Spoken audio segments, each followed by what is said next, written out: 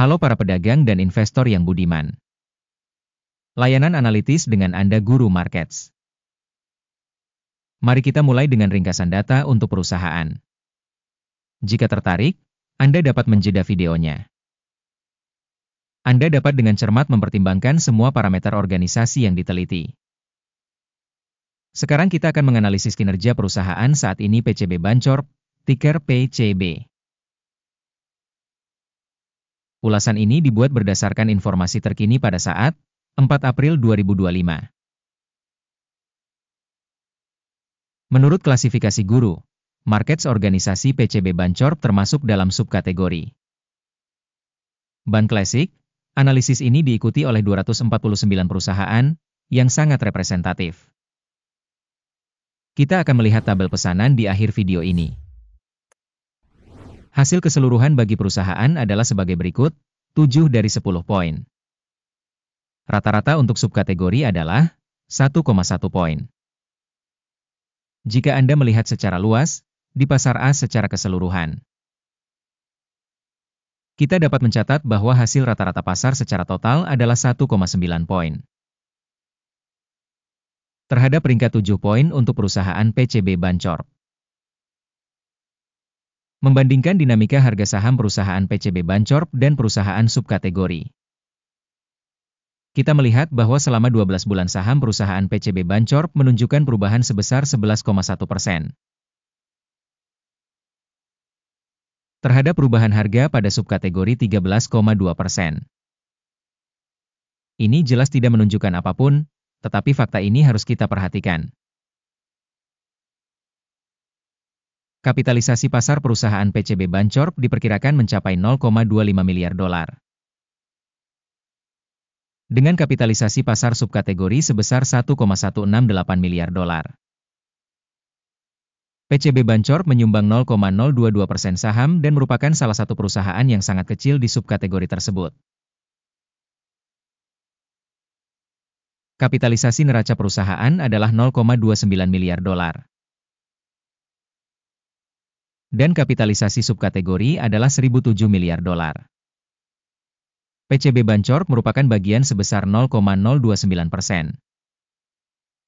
Membandingkan nilai tukar saham dan nilai buku, kita lihat sebagai berikut.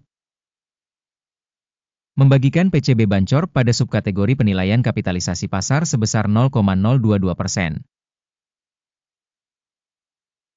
Kapitalisasi neraca sebesar 0,029%. Yang 32% lebih besar dari pangsa nilai pasar. Penilaian pangsa pasar dan kapitalisasi keseimbangan perusahaan pada subkategori, baik, 1 poin. Kewajiban keuangan organisasi yang diteliti berjumlah 0,026 miliar dolar.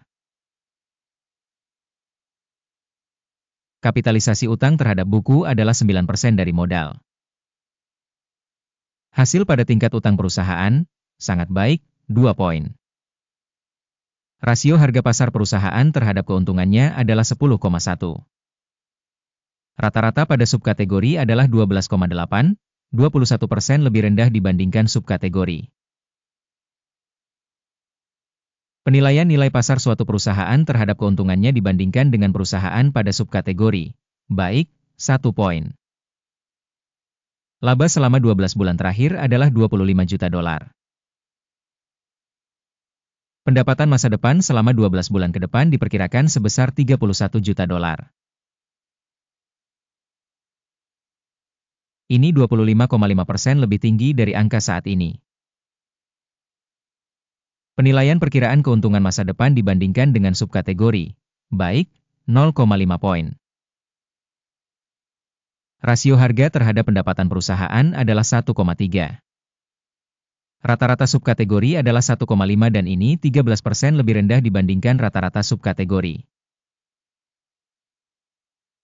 Penilaian harga saham perusahaan terhadap indikator pendapatan dibandingkan dengan indikator pada subkategori, baik, 0,5 poin. Pendapatan selama 12 bulan terakhir adalah 190 juta dolar. Pendapatan ke depan untuk 12 bulan ke depan diperkirakan mencapai 240 juta dolar. yang 26% lebih banyak dibandingkan saat ini. Penilaian indikator perkiraan pendapatan masa depan dibandingkan dengan indikator pada subkategori, baik, 0,5 poin. Marginnya sebesar 13%, dengan rata-rata untuk subkategori sebesar 11,6%. Perbedaan antara rata-rata subkategori dan kinerja perusahaan adalah 1,4%. Penilaian profitabilitas penjualan dibandingkan dengan indikator perusahaan pada subkategori, baik, 0,5 poin. Pangsa perusahaan dalam hal jumlah karyawan pada subkategori tersebut adalah 0,02%. Yang 10% lebih kecil dari pangsa kapitalisasi pasar. Dan ini mencerminkan ketidakseimbangan nilai pasar saham organisasi PCB Bancorp, melainkan menuju revaluasi. Jumlah modal per karyawan perusahaan adalah $974.000. Sedangkan di subkategorinya ada $892.000. Selisih rata-rata subkategori dengan kinerja perusahaan adalah 9,2%. Estimasi jumlah modal per karyawan dibandingkan dengan indikator pada subkategori, lumayan, 0 poin. Besarnya keuntungan setiap karyawan perusahaan adalah Rp96,1.000. Dengan rata-rata untuk subkategori, Rp69,8.000. Dan selisih antara rata-rata subkategori dan kinerja perusahaan adalah 38%. Penilaian laba per karyawan dibandingkan dengan indikator perusahaan pada subkategori, baik, 0,5 poin. Bagian penjualan per karyawan perusahaan adalah $741.000. Menurut subkategori $601.000. Perbedaan antara rata-rata subkategori dan kinerja perusahaan adalah 23%. Estimasi pendapatan per karyawan dibandingkan dengan indikator pada subkategori, baik, 0,5 poin. Volume transaksi pendek setara dengan 0,4%, dengan rata-rata untuk subkategori 2%. Ini adalah indikator pemerasan singkat. Indikator RSI 14 menunjukkan tingkat 32% untuk perusahaan PCB Bancorp. Untuk subkategori, tingkat RSI 14 adalah 43%. Secara teknis, sekuritas subkategori tersebut dinilai lebih tinggi daripada sekuritas perusahaan PCB Bancorp. Penilaian aktual saham perusahaan adalah sekitar $17,53. Target harga konsensus untuk saham perusahaan adalah sekitar $20,99. Perbedaan antara perkiraan saat ini dan perkiraan konsensus adalah sekitar 20%. Mari kita lihat tabel pesanan, sudah tersedia, linknya ada di komentar yang disematkan. Tabel pemesanan berisi secara mutlak semua keputusan yang dibuat pada musim tertentu oleh sistem referensi penilaian saham Guru Markets. Akses ke tabel pesanan benar-benar gratis dan terbuka, tautan di komentar yang dipasangi pin.